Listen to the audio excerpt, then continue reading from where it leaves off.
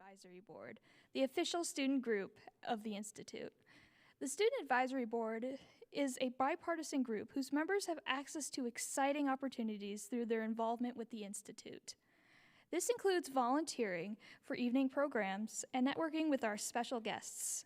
If you are a student and would like to join, please contact us by emailing dolesab@ku.edu.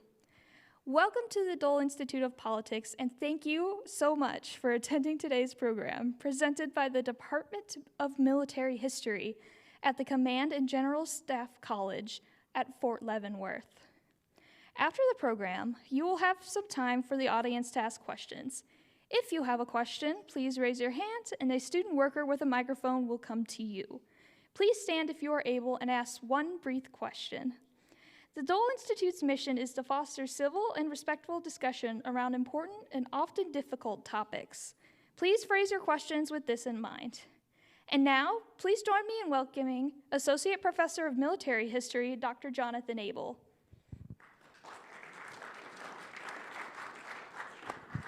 Hey, good afternoon, everybody. Our leadership's out, so you're stuck with me. Colonel Dr. Nate Jennings is one of our bright spots in a department full of them. He is an expert on my home state of Texas, which, judging by the attendance, is a popular topic. He is also an FA-59, an Army strategist, and very much involved in the discussions about where the Army is heading in the future. So you're seeing him wear, I guess literally he's wearing both hats today. But you're seeing half of what he does for us, and he does a lot of stuff for the Army as well in kind of the uniform space. He is, of course, a serving Army officer, as you can see, got his PhD at the University of Kent, and he is going to be talking to us today about the Army of the Republic of Texas. Colonel Jennings? Thank you. Yeah, thank you everyone for allowing me to join you. This is a real honor. This is a distinguished program. It's a privilege to be a part of it. Thank you to Dr. Abel for the kind introduction. And as he said, yeah, I'm here today to talk about the Texas Republic and its military experience. So just kind of for some context, this is an independent nation state that existed from 1836 to 1846. West Louisiana, north of the Rio Grande, and it is a fascinating case study in a nation state struggling to achieve its military objectives in a very competitive environment. One of the aspects I want to discuss is the diversity of the environment and the solutions the Texas Republic has to try to devise to counter its enemies, to achieve its aggrandizement of land, but also to defend its gains. So part of the problem is that early Texas is defined by tensions, many tensions. On one hand, it's this aggressive society. Everyone there is there to stake their claim on land. It's a militant society, very Jacksonian. And this propels it, along with continued immigration from the U.S., a never-ending stream of young men willing to go fight. This propels it to be a very offensive military structure, always really moving into conflict with its neighbors. But it's also facing some key constraints. It has an immature infrastructure as a real frontier society. There's no Washington, D.C., it has an immature financial system. It literally can't fund the armies, the forces it needs to accomplish its strategic aims. It also has a lot of factional infighting. Throughout its short but violent decade, the foreign policy will vacillate from conciliation to aggression very rapidly back and forth as different factions take power.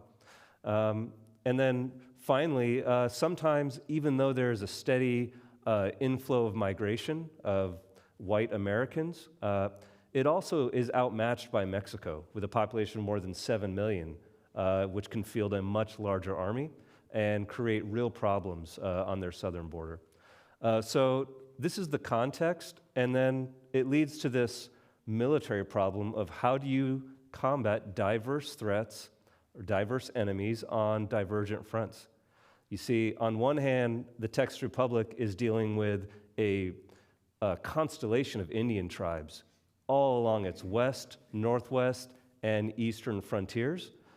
These range from nomadic horse tribes, cavalry peoples, to semi-cavalry peoples, to woodland tribes in East Texas, and they all present different challenges. Some are enemies, some are in between, some are allies.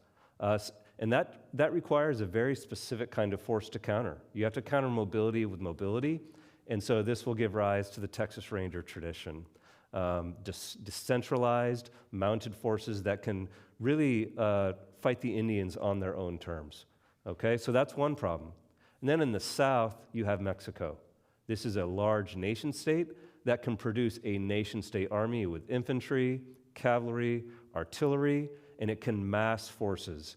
And so that's a completely different kind of threat that Texas has to deal with. And to stop that, you need your own nation-state army that can also mass. And so there's a tension there between creating decentralized guerrilla-type forces versus a centralized combined arms army. And Texas will never fully solve this. They will have some spectacular victories, winning against the odds on several occasions, starting with San Jacinto, but they also have some epic failures as they are unable to stop large-scale incursions into their territory. And so this is the story I kind of want to talk about today, how they negotiate all these problems, failures, successes, all the way up and finally ending with annexation into the U.S. Okay? This picture here, I'll just talk briefly, really illustrates some of the themes. This is a Texas Ranger charging against a Mexican Lancer. And so what we see here is encapsulated in really the elite Texas Ranger companies that Texas will form by the end of its republic.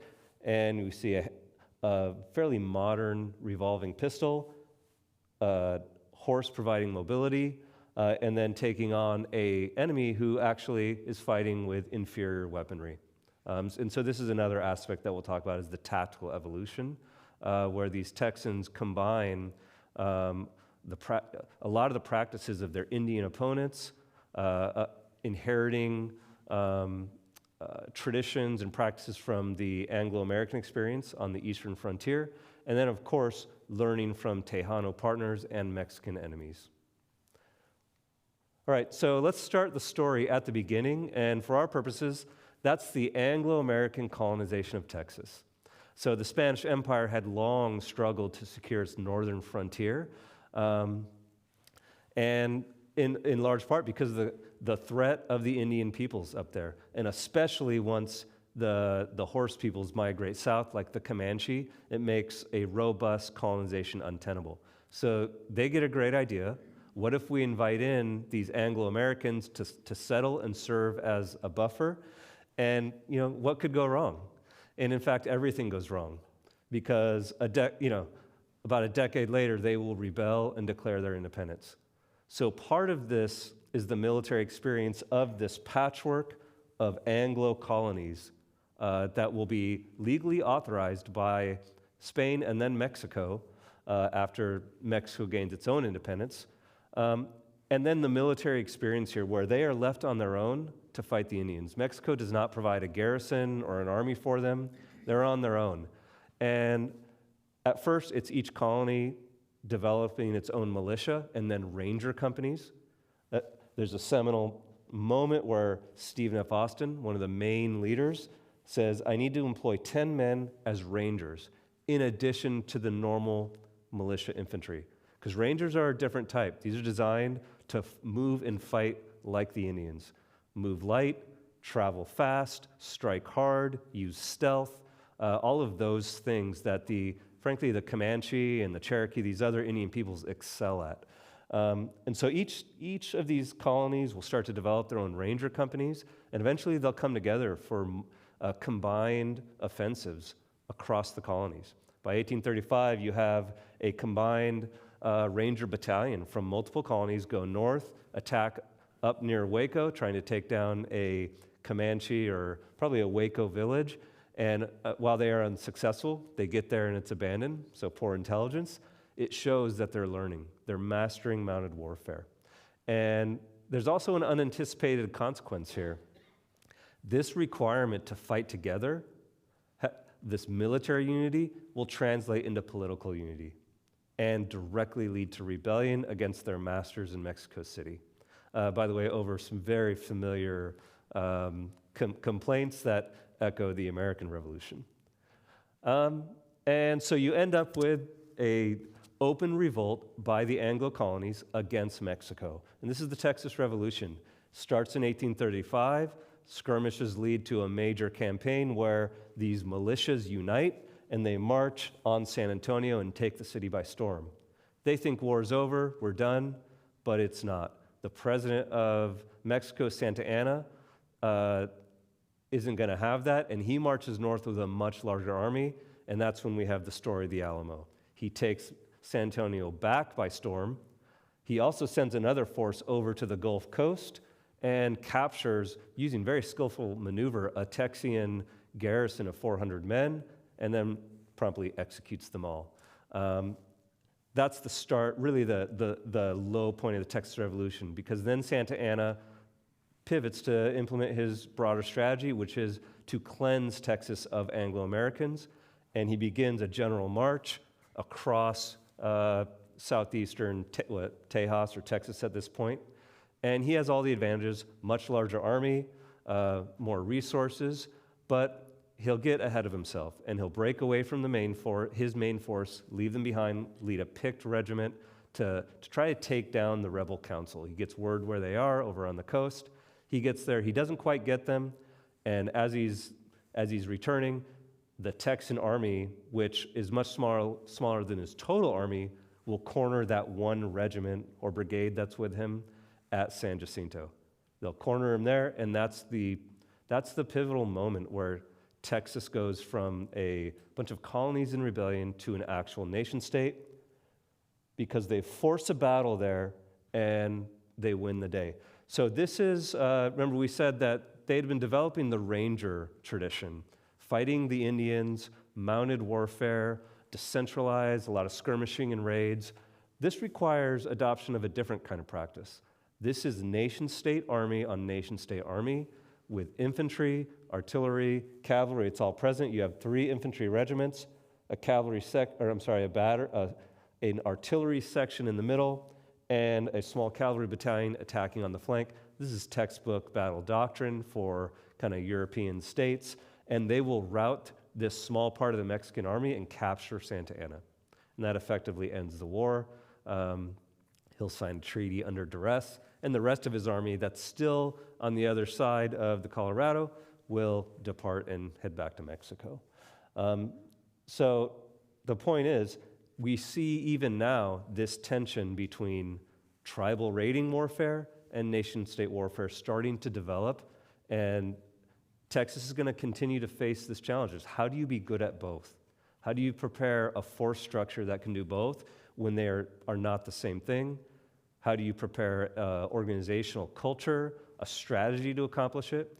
And so they're going to constantly be stuck in this tension, trying really to do too much. That's the battle monument at San Jacinto, by the way. All right, so new country. They're trying to adopt all the attributes of a real nation state, and they'll have their first president. Sam Houston right here was their general at San Jacinto. They will elect him as the first president of the Republic of Texas, and he will adopt a very conciliatory policy. He knows the limitations of his frontier society, and he'll seek to treat with Indians that he can. He will have to authorize ranger companies to fight the Comanche, and he'll try to lower tensions with Mexico. Unfortunately, a lot of the trends of his society are pushing against that. The Anglo settlers who arrive want to push out and claim new lands, and they will provoke more Indian aggression, Indian retaliation. You also have Mexico still vengeful to the south, threatening an invasion. So he'll adopt a military policy of rangers to the north, kind of a screen of rangers along his northern frontier, and then to the south is going to be the Army of Texas. This at peak strength will be more than 3,000 men. But this Army of Texas is actually going to be somewhat of a failure. You see, Texas doesn't have the infrastructure, the funding to equip, man, and train a real professional army. And also, its commanders don't support the president's policy of kind of non-aggression with Mexico. They want to take the fight to Mexico and invade that country, take spoils, and they think they can fund the new republic that way. He knows that a country of 35,000 probably can't take on a country of 7 million, not going to go well. So he continually is butting heads with his commanders, and he's continually trying to restrain some of the more aggressive settlement patterns. Eventually, in order to deal with the problem, he's just going to furlough the army. He can't pay it. He can't make his commanders see eye to eye with him, and so he'll just basically release it with pay in arrears. And so the initial experiment at having a regular army is an utter failure. At the same time, Texas has more success with its Rangers. It'll have a succession of short-term enlistments of Ranger battalions, mounted rifle regiments, things like that, along its northern frontier as it's steadily moving north. And you'll see expertise really start to develop amongst these companies. You'll have a lot of it centered on mobility and firepower. They're going to bring down Kentucky thoroughbreds, crossbreed them with Mustangs. You'll have a bigger horse that has endurance. They're also going to bring down firepower. So the American settler, very adept with Kentucky rifles, very precise, can shoot farther than contemporary military musket, though it takes longer to reload. So they're going to bring these down, and they're going to adopt Indian allies. So as the Comanche had attacked south over the previous century, they'd made a lot of enemies of other Indians. So the Tonkawa here in central Texas, a little farther to the west, the Apache, they're more than willing to ally with the Texan Army and serve as scouts and assault troops. So you'll see more competency develop in this regard than in the Texian Army. Okay, so Houston is in office for 3 years. The Texas Constitution only allows a 3-year term and non-consecutive terms. So Houston can't run again. And you're going to have a new president get elected. And he is going to have a diametrically opposed foreign policy to Houston. He wants to put Texas on a war footing, and he wants to take the offense. He in his inauguration speech, he says the Indians must be, quote, exterminated or be expulsed from Texas. There is no place for them. And so under his term, Texas will go in massive debt as it tries to field a much larger military establishment to achieve his strategic aims. You have our blue arrows. They're attacking in all direction over the 3 years of his term. This structure is going to be tiered. He's first going to say we're a nation state. We need a regular army. And he's going to establish something called the Frontier Regiment. This is a kind of what we would think of a brigade of regular army, infantry, cavalry, and artillery. He wants it to build blockhouse forts and be kind of multi-purpose, be able to fight Indians, a large Indian incursion, but also fight Mexico, okay? Unfortunately, it's quite expensive. Second, in order to add some capability, some mass, he's going to have a national militia system. They're going to divide Texas into quadrants. Each one gets a brigade, and this is reactive. So whenever there's a disturbance or a campaign required, the men from that area will either conduct the campaign, maybe join with the Frontier Regiment. And then you're going to have ranger companies dispersed. Some of these will be formally authorized by the government. A lot of them are just informal. So county rangers, town rangers reacting to friction with Indian forces. And then finally, as the money runs out at the end of his term, he'll start launching big volunteer expeditions. So he'll call for put out a net call for a bunch of volunteers to join a battalion of gunmen, and they'll move up one of the river systems and start clearing. And that's a cheap way for him to achieve some of his aims.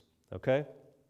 So we're going to start with the first year of his term, 1839. So as the title of this presentation, Fighting on All Fronts, that's a real description. And so he needs to eliminate one of these fronts. That's to simplify his problem set.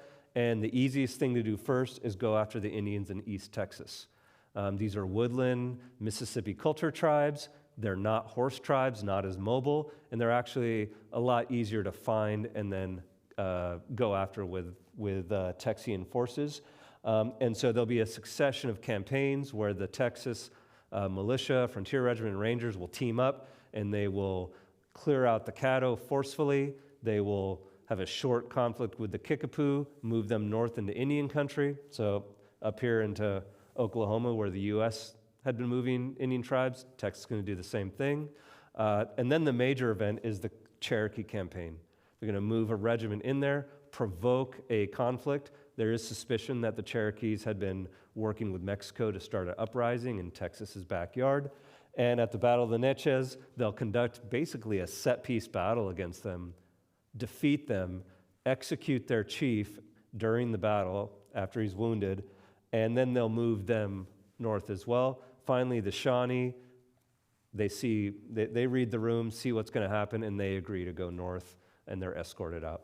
And so what this is doing is, of course, opening new land for white settlement, which is one of the galvanizing interests here, but also it's securing the right flank or the eastern front of the Texas Republic so that it can focus in other directions. Okay? So from Lamar's perspective, a very successful outcome. From the Indians, obviously a horrific event. All right? Even as they've been fighting the Cherokee, friction had continued to increase with the Comanche, who are emerging from the Great Plains to the northwest of Texas. And eventually, both sides realize that this is becoming quite costly, and they agree to actually talk. And there's a meeting in 1840 down in San Antonio, but it goes off the rails. The Texans demand captives be returned. The Indians say they can or won't. And a melee erupts, and they massacre most of the Indian party that's present, a bunch of chiefs. And so there's no talking after this. And you basically have a death struggle emerge between the Republic of Texas and the Comanche Empire, in which it's going to turn very attritional, and it will actually outlast the Republic. And it won't be until the 1870s that this issue is finally settled. So the Comanche survivors go back north. They say what's happened, and the Comanche tribes decide to get revenge. So they form a coalition of tribes, because remember, Comanche Empire is really more of maybe a federation or confederation, something like that. And they will conduct the Great Comanche Raid in retaliation. So about 700 Comanche and some of their allies will ride from the Texas Hill Country, think around Austin, and pierce the Texan defense. They'll go right through it, shatter it, and they'll go all the way down to the coast and loot a couple towns, steal thousands of horses. They'll murder maybe a few dozen people, and then they'll turn around, as is the Comanche way, and try to escape back into the vastness of the plains to where their villages are with their spoils of war. This picture is interesting because it shows a bunch of these Comanche with top hats and umbrellas and nice coats, all the stuff they looted from these warehouses on the coast, stuff that had been brought in to sell to Texans. And so this is a stunning revelation of how weak the Texian strategic defense is. The fact that they go right through their settlement line, right through their interior, all the way to the coast, and they almost get away unscathed. Almost. Because throughout this time, the Texan forces do respond. Texas Ranger companies figure out very quickly what's happening and start shadowing them. On the Comanche return north, they'll figure out their trajectory and communicate to the militia where to intercept them. And so they're going to intercept them not too far from present-day Austin at a place called Plum Creek and commence a general engagement. And the Texans at this time will have a successful battle. Most of the Comanche will escape, but they'll kill a lot of them and a lot of non-combatants as well that were riding with them. But what this shows is that while the Texian system is unable to prevent invasion. It is pretty sound tactically once it engages in a reactive way. Here's a picture of some Texas Rangers reacting. Note, this guy's leaning on his horse to shoot his Kentucky rifle. That is a weapon that is not very good on horseback. Imagine being on a horse, it's moving. So the Texan tactical approach at this time is you ride to the point of contact, you get off your horse, and you go to ground behind some kind of rocks or trees or something, and you use your Kentucky rifle's superior precision fire to attrit your enemy at distance and hope they can't do a charge and overwhelm you. Because, of course, the Indians are probably better at close combat than most of the Texans. Okay? So this is a big test for the militia system. Kind of works, kind of doesn't. And by the third year of Lamar's term, he's run out of money. The Frontier Regiment's not really working because they can't fully resource it. And he's going to turn to volunteer expeditions. They'll put out a net call at a settlement area and say, we need a group of men to go north, and they'll start forming these mounted rifleman battalions, and they're going to start shooting up the Colorado, the Brazos, the Trinity River systems, and clearing the way for settlement farther north. And what this clearing is a tactical way of saying they're going to assault native villages, kill everyone, rout everyone, and move them north. This is a war of zero mercy, by the way, on either side. The Indians frequently attack Anglo families, women and kids in their homesteads. Torture is a common practice. And so the Anglos are also, even as they're provoking, they're responding. So this is the cycle of frontier raiding. It doesn't take long before kind of ideas of just war or humanitarianism, all that's out the window. There is no mercy. This also reveals, this is a picture from a later raid in Texas history, but it kind of shows you have the mounted ranger line has snuck up to the camp and is now commencing the charge. But this also illustrates continued tactical progression by the Texans. In 1835, remember I told you they had conducted a combined mounted assault from the colonies, from all the colonies that contributed to this battalion. That was unsuccessful. In 1839, they try something similar, and they get to a Comanche camp, line up, and they attack, and the Comanche respond and actually repel them, inflict some casualties, and the Rangers leave, say this isn't working.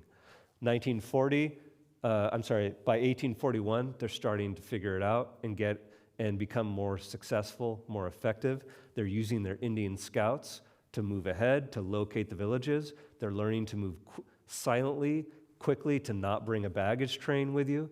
And so you'll see some of these mounted battalions will become very successful in taking down these Comanche villages. And of course, this is the darkest logic of this frontier raiding warfare. If you can't anticipate when and where the enemy will come, and no one can do that with the Comanche, they're the best light cavalry in the continent, you have to go to their villages, to their homes, and eliminate preemptively the threat. And so that's what the Texans are doing here. All right, so by the end of Lamar's term, the Republic is drowning in debt. He's tripled or quadrupled what the country owes to creditors. There's no money for the Frontier Regiment. And the people are starting to become exhausted. This has been a very attritional war where both sides have lost. And so Houston will be reelected on a platform of renewed conciliation. So he's going to pivot the Texas Republic back towards treating with the Indians and hopefully not provoking a war with Mexico. And he's going to really just deconstruct the military structure. The Frontier Regiment, they just stopped funding it and it goes away. Less emphasis on the large militia systems and more local reaction, but he will keep the Texas Rangers. And while there is a scattering of informal ranger companies, he's going to focus on actually paying a few very elite companies. And we'll talk in a minute about how these companies are going to really become experts at frontier warfare and extremely lethal. And so the idea is, imagine a forward screen of patrolling active duty or semi-active duty patrolling Texas Rangers, and behind it kind of like an organically reactive militia system. And by the way, that doesn't cost them any money. The militia fights for free. And of course, at all costs, he's trying to economize things. He's trying to, and he's relying on a decentralized defense. One thing I did not note is that under Lamar, you had a Texas Navy. There had been a small Texas Navy in the Revolution, did good work in the Gulf. Lamar, as part of his offensive campaign, reinvigorates it, and they'll have 9 warships at its peak, and he'll accost Mexican shipping and interests in the Gulf, and they'll actually support other breakaway republics in the Mexican system. Lamar will also support Texian soldiers informally, secretly, moving across the border to also provide support to other rebels. So throughout his tenure, Lamar is really kind of poking the bear with Mexico. And he's fortunate because he won't bear the brunt of that. That's going to show up on Houston's watch. All right, so 1842, this is the year of invasions. This is where we'll see that conventional warfare side of the equation come back into focus. Thus far, since San Jacinto, the Texans have been mostly conducting raiding warfare with the various Indian tribes, with some large-scale engagements like we talked about with the Cherokee, the Comanche raid at Plum Creek. But they hadn't had to really face the might of the large Mexican army. And that's going to change here, because Lamar had also given Houston one other parting gift. Before he left office, he had sent a expedition, about 300 soldiers, and disguised as traders. He sent them to Santa Fe, thinking he was going to take that from Mexico, and then he had his crazy dream of extending the border all the way to California and creating a Texas empire. They get there, they're almost dying of thirst, and the Mexicans capture them. They'll send those guys south to be prisoners in Mexico. And the Mexicans haven't forgotten. And by the time they kind of put down some of their internal revolts, in 1842, they're ready for payback. And so 3 times that year, they invade Texas, and the Texans are unable to stop the invasion. The 4th invasion is going to be a Texan retaliation.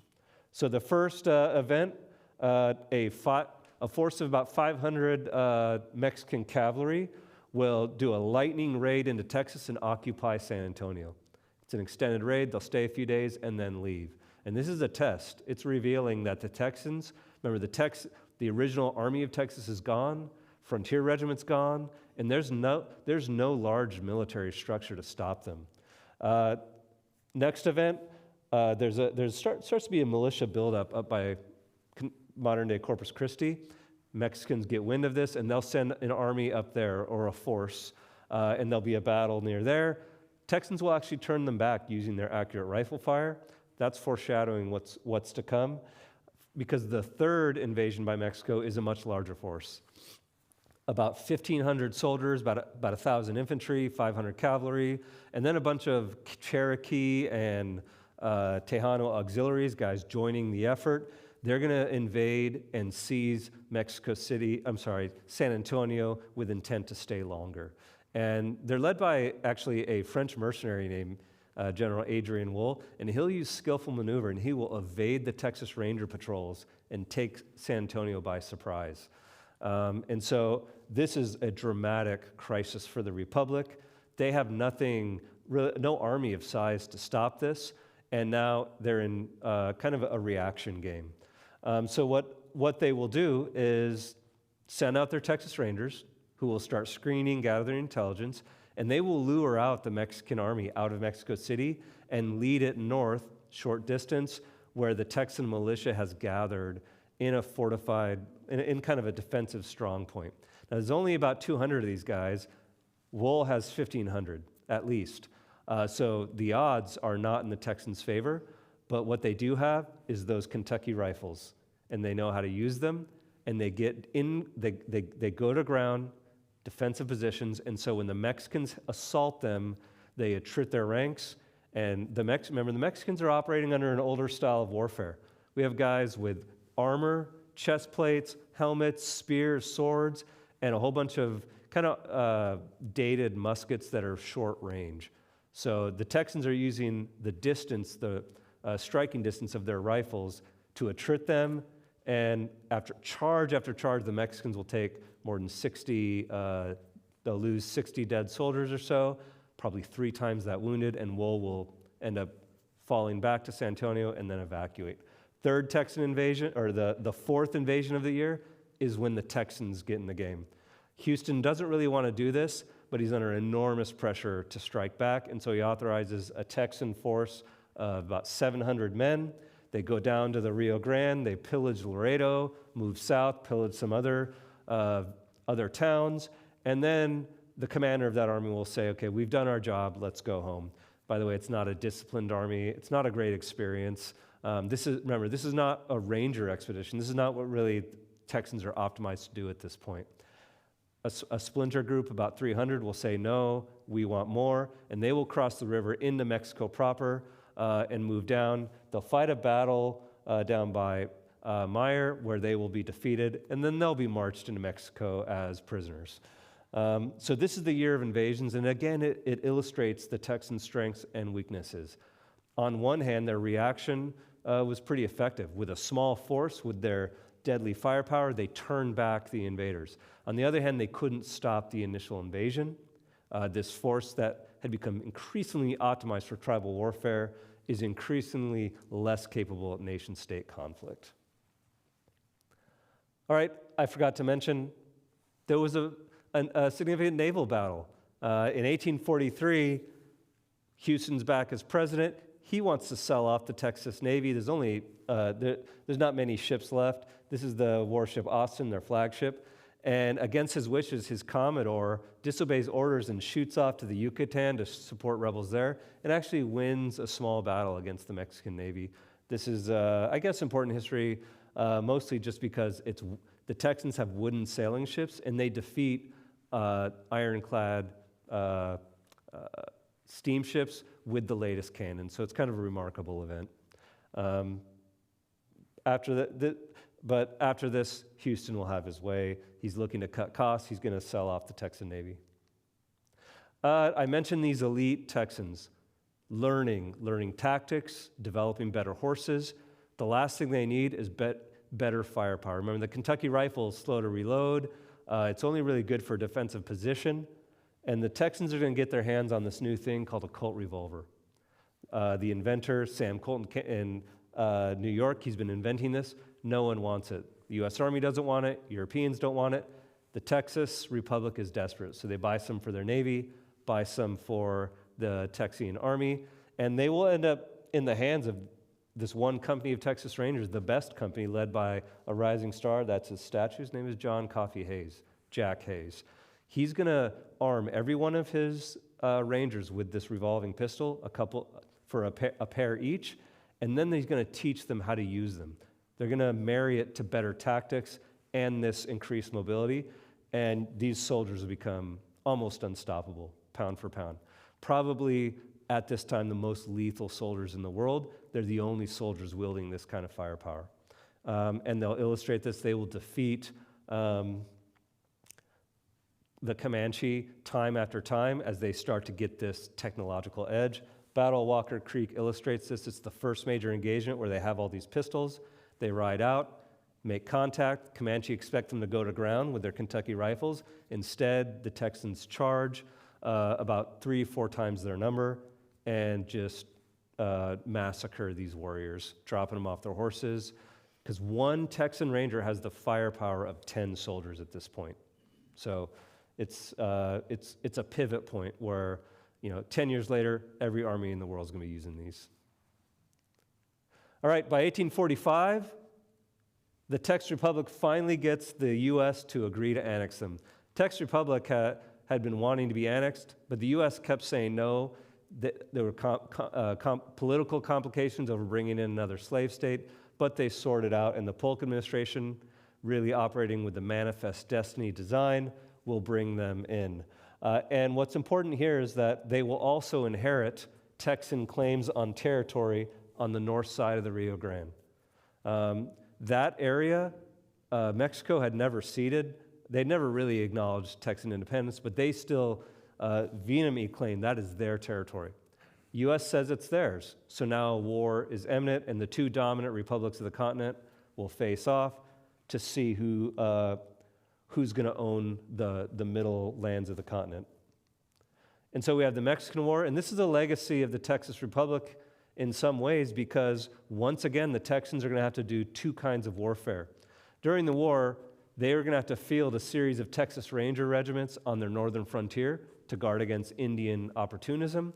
And at the same time, they'll send about 5 or 6 regiments south to serve as auxiliaries in the U.S. Army. In fact, they'll provide the bulk of the cavalry for the U.S. Army, which had not really resourced its own cavalry arm because it didn't really need one as much in its other conflicts. So they'll show there, and what's important, they'll show the world what the Colt revolvers can do.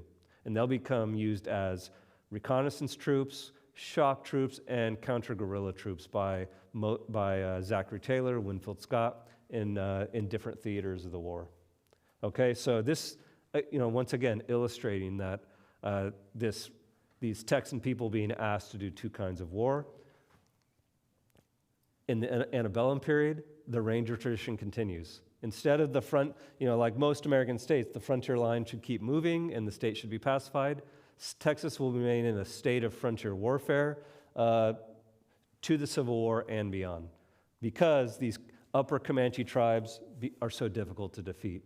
The Texas governor will maintain his own paramilitary force called the Texas Rangers and pursue sometimes his own foreign policy, cross-border raids into Mexico proper, also raids north into Indian country. A lot of friction with the U.S. Army there between the Rangers and the professional soldiers, but also at times working together, like when they do just before the Civil War, they will together put down a Tejano uprising on the Rio Grande.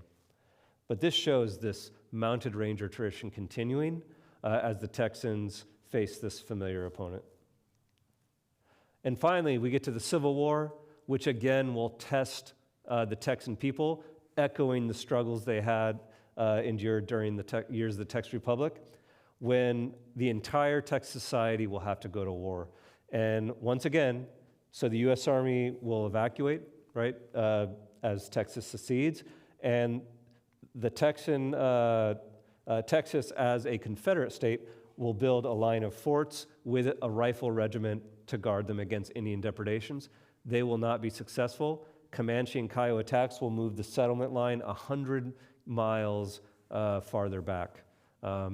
In 1864, the Elm Creek Raid, a large Indian force will shatter right through the frontier line, again demonstrating how inadequate this kind of force can be for large-scale combat.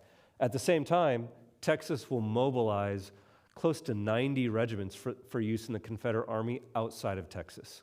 They're going to send dozens of them east to fight in large-scale conflicts, a lot of them as cavalry.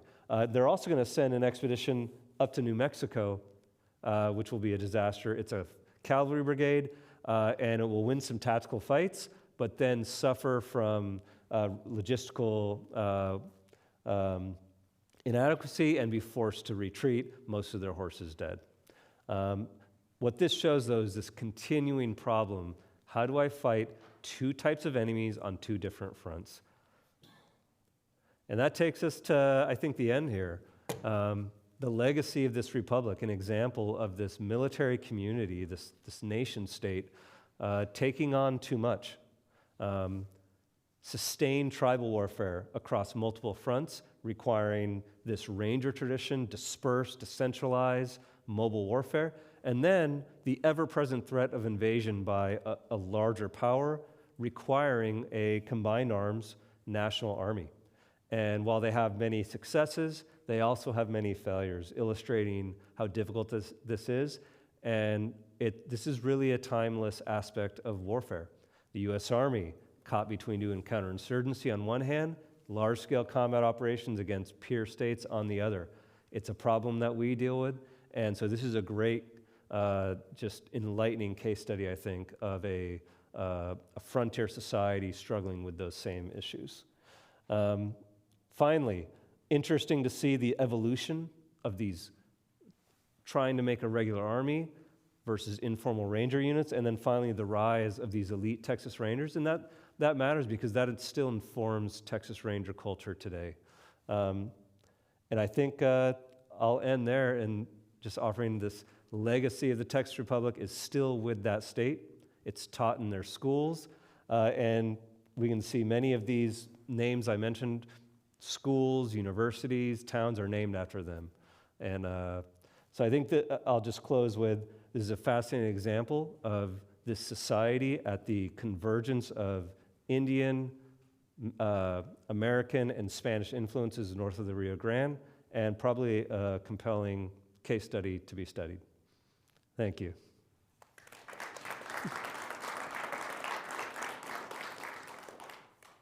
I'll take questions if anyone, or comments. Sir, please. Yes, the relationship between immigration, oh, I'm sorry, I didn't have the, I'm Dick Singfield, but I wanted to know they're really against certain people immigrating now from Mexico. When did it seems like they would be every right to claim some status themselves, being part of the, being part of the Texas Republic. Yeah, sure. There's, during the years of the Republic, systemic disenfranchisement of Tejano peoples from their ancestral lands. Probably fair to note they took it from Indians before them. In fact, all the Indians present in Texas took it from other Indians before them. But yeah, so it's complicated, for sure. But one of the kind of the jokes, during the Texas colonial period, while the Texas colonists are under Spanish rule, Mexican rule, the illegal immigrants are the white Americans. Mexico tries to put a cap on it, and everybody and their brother just goes right through those laws, and because they're all seeking to have land. Sir, please.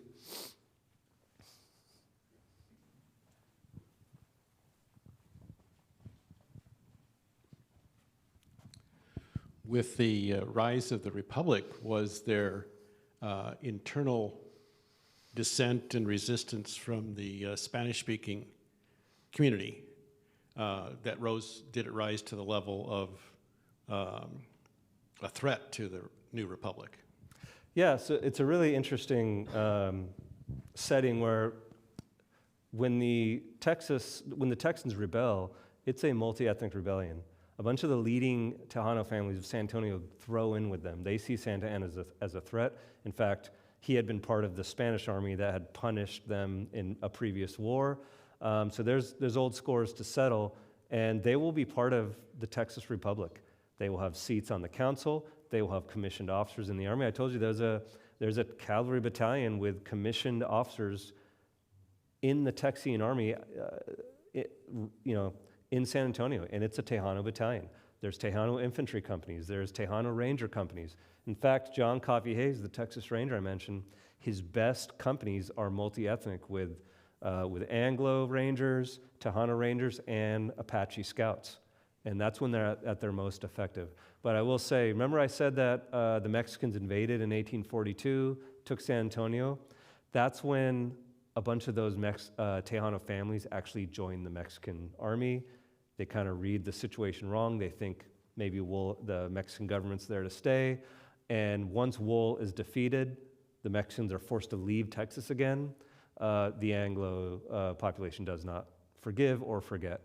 But to be fair, the process of disenfranchisement had begun before that. The Tejanos have a reason that they're frustrated with the Anglos, and the courts are rigged sometimes it's intimidation. But that's a steady process. These giant ranches in Texas were owned by someone else before.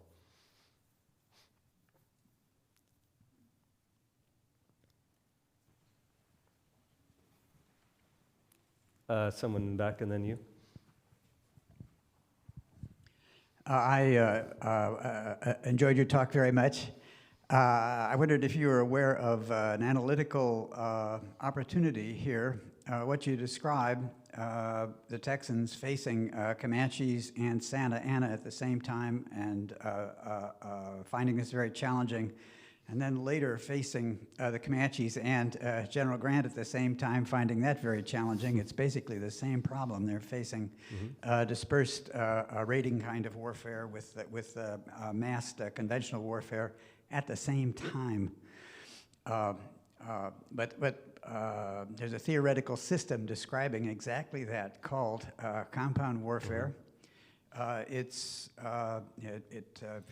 keys off Wellington in Spain coordinating guerrillas against Napoleon, Nathaniel Greene in the Carolinas coordinating guerrillas against the British with main forces at the same time. Anyway, what you get here is a very similar dynamic to that. The theory describes it as inadvertent compound warfare. In other words, you get dispersed versus concentrated. And they're not coordinated by command, but coordinated by the logic of the environment. In other words, each group sees that the enemy is weak and attacks. There's coordination, but it's through the logic of the empirical data, not a commander figuring it out and doing it. Anyway, it strikes me that the compound warfare theory, which should be available in the Department of Military History, abundantly addresses this case precisely. And I wondered if you were aware of it or had thought of using it. Yeah, I'm aware of the idea of compound warfare, mostly referred to as hybrid warfare now for the same effect. But I think that's a fair way to describe what they're dealing with. It's referred to that, but just for the record, it's plagiarized. It's developed by us and plagiarized by Peter Mansour. I'm not kidding, plagiarized. And that the community should be aware of that also. Well, we can find some Texas Rangers to hold them accountable. Anyone else? Sir? In the front row, yeah. But she's going to bring it to the...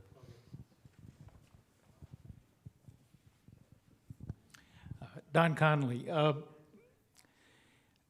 did the Texas government try to destabilize the Mexican government by helping or inciting rebellions and insurrections in northern Mexico during this period?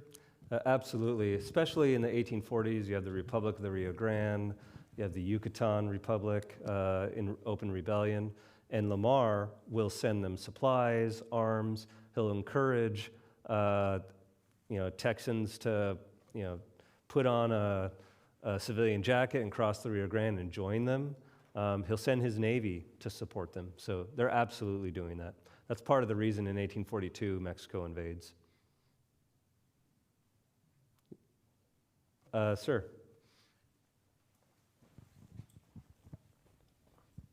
What was the problem with the Colt revolver that it wasn't recognized for what it was? So the first model is called the Patterson. It's a .36 caliber. It's real finicky, and it costs 3 times the price of a normal pistol, a single-shot musket pistol. But more importantly, it just was fragile. It could come apart if not done perfectly. And think about who's being recruited for the U.S. Army to be a private at that time. And frankly, you want something that can be used as a club in close combat, and it's not that. Remember I said that Texas sends a regiment down to the Mexican War to help the U.S. Army? About that time, Sam Colt will introduce his next generation of Colt. It's called the Walker Colt, and it's much bigger. It's called a horse pistol because you got to put it in a holster on the saddle, and it's a .44 caliber, and it's designed to definitively knock someone off a horse, and it does that job. And it's much more durable, and he fixes a lot of the problems with the Patterson. Sir. Yes.